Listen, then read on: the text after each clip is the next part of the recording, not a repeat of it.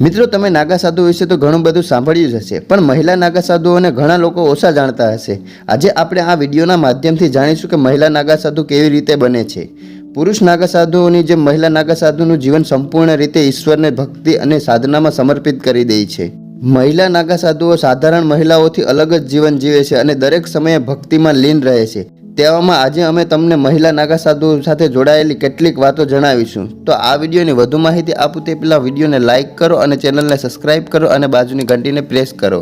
તો ચાલો video start કરીએ. મિત્રો, નાગા સાધુ બનવા માટે લાંબી અને મુશ્કેલ પરીક્ષામાંથી પસાર થવું પડે છે અને સૌથી પહેલાં મહિલાઓને 6 થી 12 વર્ષ સુધી બ્રહ્મચાર્યનું પાલન કરવાનું હોય છે. આ દરમિયાન તે સંસ્કારિક ઈચ્છાઓ અને મોહમાયાથી પોતાને દૂર રાખે છે.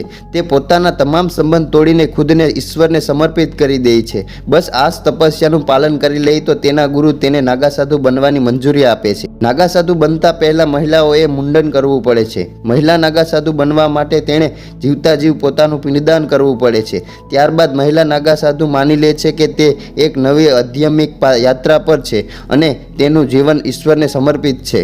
આમ તો પુરુષ નાગા સાધુઓ સંપૂર્ણ રીતે નગ્ન જ રહે છે, પરંતુ મહિલા નાગા સાધુઓને ભગવા વસ્ત્રો પહેરવાની મંજૂરી હોય છે. પણ મહત્વનું એ છે કે આ કપડાં સિવેલે ના હોવા જોઈએ અને શરીર પર ભસ્મ લગાવેલી હોય છે. આમ તો મહિલા નાગા સાધુ ખૂબ જ ઓછા જોવા મળે છે, પરંતુ કુંભના મેળામાં જોઈ શકાય છે. તે ત્યાં પુરુષ નાગા સાધુઓની પાછળ ચાલે છે અને શાહી સ્નાન કરે છે, પરંતુ તેમના સ્નાનની જગ્યા પણ અલગ હોય છે. મહત્વનું એ છે કે મહિલા નાગા સાધુ ખૂબ જ સાધારણ જીવન જીવે છે અને જમીન પર જ સૂવે છે અને સાધારણ ભોજન બનાવે છે અને કોઈ પણ પ્રકારની સુખ સુવિધાથી દૂર રહે છે. જો તમારે આ વિડીયો પસંદ આવ્યો હોય તો તમારા મિત્રોમાં જરૂર શેર કરો અને સાથે સાથે ચેનલને સબસ્ક્રાઇબ કરો. Thank you.